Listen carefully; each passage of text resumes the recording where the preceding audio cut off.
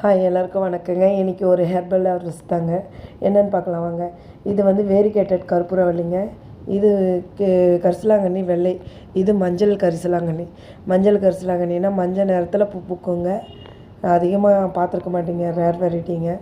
அப்புறம் இது என் கார்டனில் கொஞ்சம் இது பதியம் போட்டு வளர்த்த ஒரு ரோஜா பூத்துருக்கு. அப்புறம் மல்லி, நித்திய மல்லி கொஞ்சம் பூத்துருக்கு.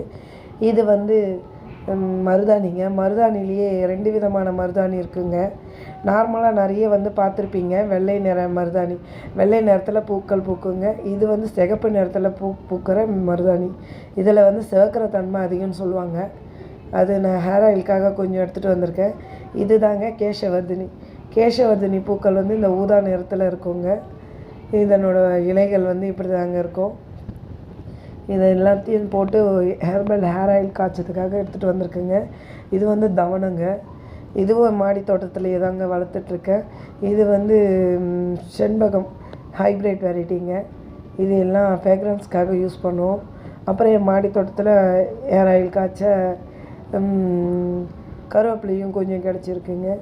இது வந்து ஹேர் பேக் போடுறதுக்காக எடுத்துகிட்டு வந்திருக்கேங்க. அவுரி ஹென்னா.